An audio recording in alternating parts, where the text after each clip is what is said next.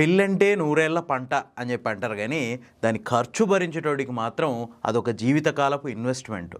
వాడి జీవితాంతం ఆ అప్పులు తీరిన దాకా వాడికి ఒంటి నిండా మంటే. ఒకరిని చూసి ఒకరు ఈ పెళ్లిళ్ళ కల్చర్ అనేది ఒక సామాజిక రుగ్మత కింద మారిపోయింది. ప్రధానంగా మధ్యతరగతి వాళ్ళు ఈ పెళ్లిళ్ళ కోసం వాళ్ళ జీవితాలనే ఇన్వెస్ట్ చేయాల్సిన పరిస్థితి వచ్చింది. ఇప్పుడు చేసినట్టు ఈ ఖర్చులు పెట్టి ఒకప్పుడు 10 మంది పిల్లలు 12 మంది పిల్లల పెళ్లిళ్ళు చేస్తే ఆ రోజుల్లో మన వెనకటోళ్ళు ఆరిపోయేటోళ్ళు. ఒక ఐఏఎస్ ఆఫీసరు, ఒక ఐపీఎస్ ఆఫీసరు సింపుల్గా రిజిస్ట్రార్ ఆఫీస్లో పెళ్లి చేసుకున్నారు. ఈ వార్త చూసిన తర్వాత నాకు కొన్ని విషయాలు మాట్లాడుకోవాల్సిన సందర్భమేమో ఇది అనిపించింది. అందుకే చెప్తున్నా, వినండి. చాలా మందికి ఉపయోగకరమైన వార్తే. ఓ 15-20 ఏళ్ల కిందట పెళ్లి అంటే ఆడపిల్లలకు తప్ప మగపిల్లగాని వాళ్ళకి పెద్ద టెన్షన్లు ఉండకపోయాయి. ఆడపిల్లలకు కూడా దేనికి టెన్షన్ అంటే కట్నాలు ఇచ్చుకోలేక, ఇంతకు మించి వేరే ఏం ఉండకపోయేది. అప్పట్లో పెళ్లి అంటే ఖర్చు ఏంటంటే వచ్చిన చుట్టాలకి కడుపు నిండా తిండి పెట్టడం, రెండోది ఏంటంటే కొద్దిమంది ఆ ఫోటోలు వీడియోగ్రాఫర్లు, ఈ రెండు తప్ప పనికిమాలిన ఖర్చులు ఏమి ఉండకపోయేది ఒకప్పుడు పెళ్లిళ్ళలో. అంతేకాదు ఇప్పటి లెక్క చుట్టాలు 1000 మంది 2000 మంది 10,000 మంది ఇట్లా ఉండకపోయేది. ఒక 200 మందితో పెళ్లి చేసిండంటే అది చాలా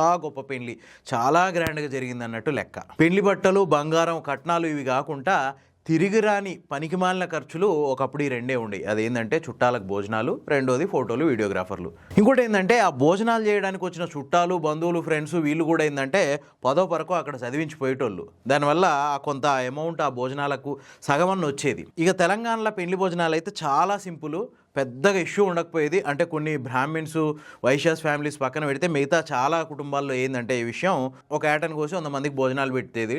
తినని వాళ్ళకి ఇంత పప్పు, పచ్చిపులుసు, ఇంతే సింపుల్, ఇదే మెను, ఇంతకు మించి ఏం ఉండకపోయేది ఒకప్పుడు. కొంత వైశ్యాసు, బ్రాహ్మిన్స్ దీంట్లో కూడా కొంత పప్పు, పచ్చిపులుసుతో పాటు ఇంకో 2-3 కూరలు, ఇంతకు మించి ఏ కుటుంబం కూడా ఈ భోజనాల మీద పెద్దగా ఇన్వెస్ట్ చేయకపోయేటోళ్ళు. అసలు ఇప్పుడు ఆ భోజనాలు ఏందో తెలియదు.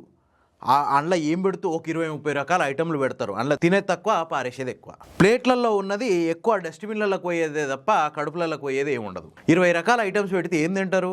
ఒకటి ఇంత టేస్ట్ చేస్తారు, తీసి డస్ట్బిన్లో పడేస్తారు. ఇదే కదా పరిస్థితి. ఇప్పుడు ఏంటంటే సిచ్యువేషన్ మారిపోయింది. అసలు ఇవి పెళ్లిళ్ళు కావు, మధ్యతరగతి వాళ్ళ రక్తాన్ని పీల్చుకు తాగే కార్పొరేట్ ఈవెంట్లు ఇవి. ఇంటి ముందల చేసుకునే పెళ్లి ఫంక్షన్ హాల్కు మారింది. ఒకప్పుడు కొబ్బరాకులు, బంతిపూలు, మల్లెపూలు, చామంతి పూలు, కనకాంబరాలు ఊర్లలో దొరికే వీటితోటి ఎవడో కాస్త అల్లొచ్చినోడు వచ్చి ఆ పెళ్లి పందిరి వెళ్ళేటోడు, దాంట్లో పెళ్లి చేసేటోడు.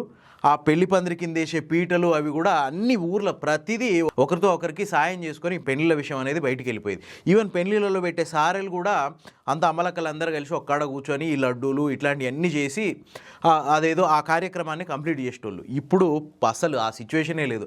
అసలు పక్కింటోళ్ళు ఎవరు వస్తారు నీకు ఇంట్లో పిండి వంటలు చేయడానికి? పెళ్లికి పెట్టే సారెల్లో పెట్టే లడ్డూలు, అరిసెలు ఇట్లాంటి వాటి కానించి పెళ్లి భోజనాలు ప్రతిదీ క్యాటరింగే. ఇక డెకరేషన్ అయితే ఒకప్పుడు ఇంటి ముందల కొబ్బరాకుల పందిరి నుంచి ఇప్పుడు మినిమం 50,000 పెట్టందే ఒక పెళ్లి డెకరేషన్ అనేది రావట్లేదు. 50,000 నుంచి స్టార్ట్ అయితే కోట్లాది రూపాయల వరకు కూడా ఈ డెకరేషన్ల మీద తగలబెడుతున్నారు. ఇక ఫోటోలు, వీడియోలు వీటికి అయితే లెక్కే లేదు. Pre wedding shoot, post wedding shoot, శోభనం షూటు, ఇక రకరకాల వాళ్ళకి నచ్చింది. ఈ మధ్య ఏదో శోభనం వీడియోలు కూడా ఇన్స్టాగ్రామ్ రీళ్లలో పెడుతున్నారు. పెళ్లికి ముందు సంగీతు, హల్దీ, బ్యాచిలర్ పార్టీ, పెళ్లి అయిపోయినాక రిసెప్షన్లు, ఇట్లా ప్రతిదానికి ఒక ఖర్చు. అసలు మంగళ స్నానాలు అంటే దానికి అర్థమే మారిపోయింది. అయ్యా మంగళ స్నానాలు కాదు, అసలు అయ్యి అమంగళ స్నానాలు. ఎక్కడో వీడియోలో చూసినా పెళ్లి కొడుకు ఫ్రెండ్స్ వచ్చి పెళ్లి కొడుకు మీద బీర్లు పోస్తున్నారు, ఇట్లా చెరొక వైపు ఇట్లా బీర్ బాటిల్ పట్టుకొని. అరే ఇదెక్కడి మంగళ స్నానం? ఇగాడ ఆ తైతక్కలు ఇక అది వాళ్ళ ఇష్టం, అదొక ఈవెంట్ మొత్తం. అసలు ఈ మంగళ స్నానం అనే ఆచారం ఎక్కడి నుంచి వచ్చిందో అయితే తెలియదు. ఒకప్పుడు తెలంగాణలో దీన్నే మైలపోలు అనేటోళ్ళు, అదే ఆంధ్రాలో అయితే కాళ్ళగోళ్ళ సంబరం అంటారు.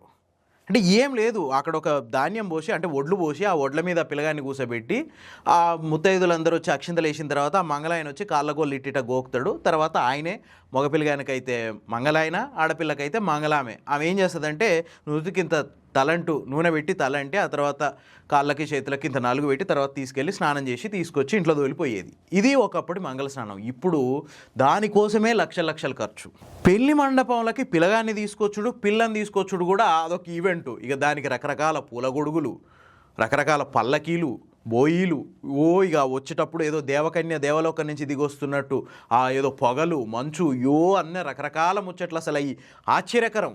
ఒకప్పుడు పెళ్లి పిల్లగాన్ని బామ్మర్దులు ఎత్తుకొని వచ్చేటోళ్ళు తెలంగాణలో, లేదంటే ఆ మండపం ముందల కాళ్ళు కడిగి మండపంలోకి బామ్మర్దులు చేయబట్టుకొని తీసుకొచ్చేటోళ్ళు. ఇక పెళ్లి పిల్లనైతే కొన్ని ఏరియాల్లో మేనమామలు బుట్టల కూసబెట్టుకొని తీసుకొచ్చేటోళ్ళు, కొన్ని ఏరియాల్లో అయితే మామూలుగా నడిపించుకొని తీసుకొచ్చేటోళ్ళు, ఓ 4 ఆడోళ్ళు కలిసి. అసలు ఇప్పుడు మారిపోయింది. అది కూడా పెద్ద ఈవెంటు. పెళ్లి కొడుకు పెళ్లి కూతురు మండపంలోకి ఎంటర్ అయ్యే ఈవెంట్ కోసమే లక్షలు ఖర్చు పెడుతున్నారు. ఇక తలంబ్రాలు, ఒకప్పుడు బియ్యంలో ఇంత పసుపు కలిపి మొత్తం దాన్ని కలిపి తలంబ్రాలు పోసేటోళ్ళు. ఆ తర్వాత పెళ్లి అయిపోయిన తర్వాత అక్కడ ఆ పనులు వాళ్ళు ఆ కింద ఉన్న బియ్యం ఎత్తుకొని పోయి వాళ్ళు వాడుకునేటోళ్ళు. ఇప్పుడు అసలు ఆ తలంబ్రాలకు అర్థమైపోయింది, అందులో ఏం కలుపుతుర్రో తెలియదు. ఇవో నవరత్నాలట, ఆ నవరత్నాల పేరుతోటి 9 రకాల రంగులున్న ప్లాస్టిక్ పూసలు తెచ్చి అందులో కలిపి పాడు చేస్తున్నారు. ఇక పూలు లెక్కే లేదు, ఏం సర్వం పెంటంతా తెచ్చి అందులో కలుపుతున్నారు. ఎవడు తింటాడా? ఏంది మురికలవ పాలే కదా ఇవన్నీ.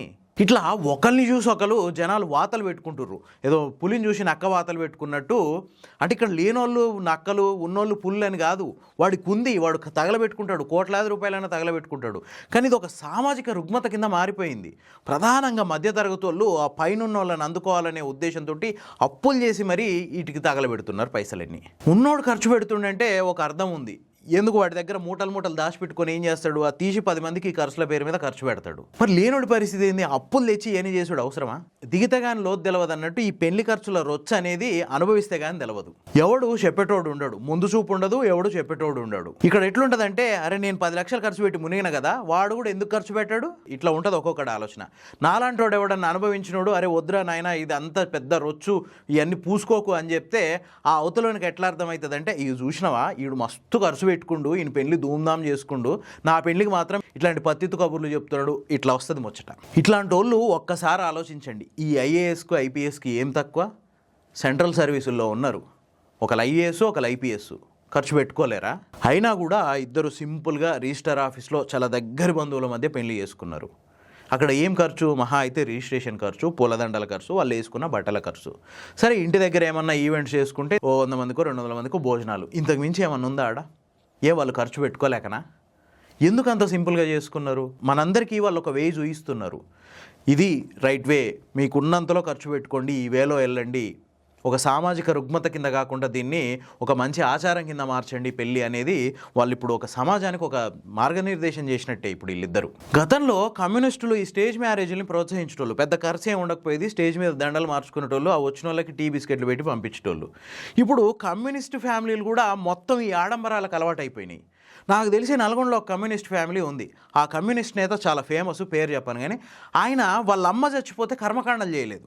ఏంటంటే మా కమ్యూనిస్టులం ఇట్లాంటివన్నీ నమ్మము అని చెప్పేసి అని అన్నాడు. కానీ ఆయన కొడుకుల పెళ్లికి దగ్గర దగ్గర ₹1 కోటి వరకు తగిలేసిండు ఒక్కొక్క కొడుకు పెళ్లికి. అంతేకాదు వాళ్ళ ఫ్యామిలీలో చాలా మ్యారేజెస్ ఇట్లా ఆడంబరంగా అయినాయి. అరే పైసలు ఉన్న వాళ్ళు ఎట్లనన్నా సావనియండి రాబాయ్, వాళ్ళకు ఉన్న వాళ్ళు ఖర్చు పెట్టుకుంటుర్రు. కానీ అప్పు చేసి మాత్రం దయచేసి ఇట్లాంటి ఆడంబరాలకు పోకండి. అనుభవంతో చెప్తున్నా. నా మాటలు సరైనవి అనిపిస్తే ఒక లైక్ కొట్టండి, అవసరమైన వాళ్ళకి ఈ వీడియో షేర్ చేయండి, మీ అభిప్రాయాన్ని కామెంట్ చేయండి, మా ఛానల్ని సబ్స్క్రైబ్ చేసుకోవడం మర్చిపోవద్దు. Thank you.